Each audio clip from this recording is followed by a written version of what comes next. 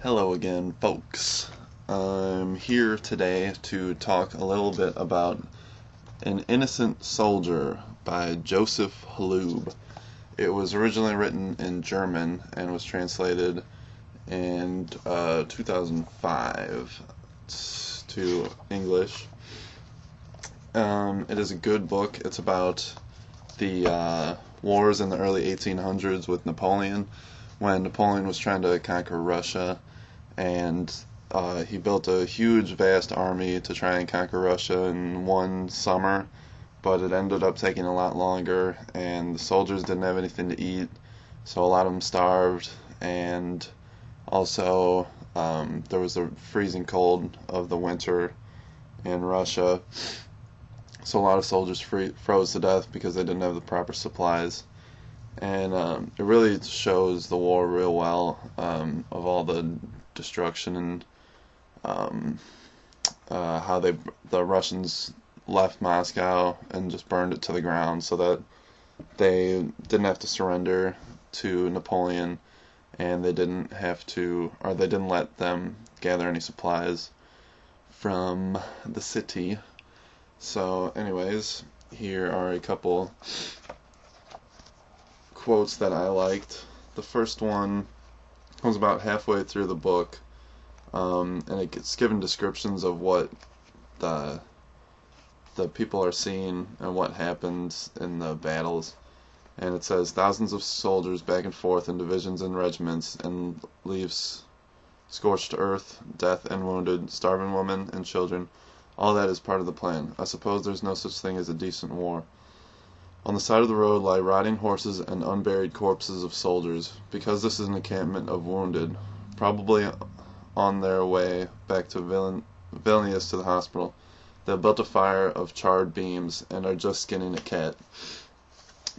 This shows a lot about how all the soldiers were miserable. They were cold and starving, and they didn't even bother to bury the dead because it took energy that they couldn't afford to waste. So, and as you saw, they were skinning a cat, so they were pretty much doing anything for food. Like if a horse from a cavalryman got shot or was wounded by a cannonball or something, all the men would just dive on it and just rip it apart and start fires and just roast the horse meat, and they would fight for the meat and stuff. So it was pretty terrible.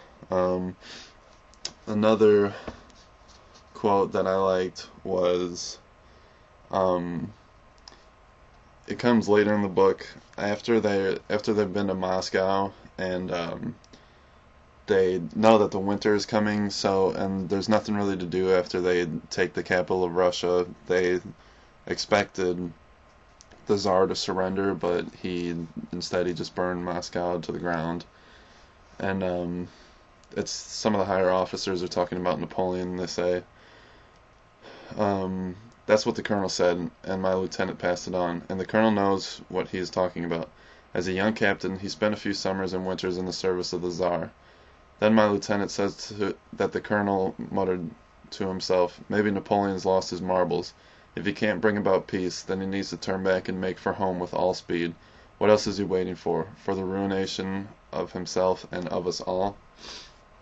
And that just shows how all the soldiers had a major lack of morale, and they were just, pretty much once they got in Moscow, they thought that they should turn back right away so that they could make it back before winter, but they actually don't end up going back until October, and a lot of them freeze to death on the first night because the main characters were lucky enough to find fur coats, so that pretty much saved their lives, because people who didn't pillage in Moscow and find warmer clothes froze to death on the first night. That is all. Goodbye.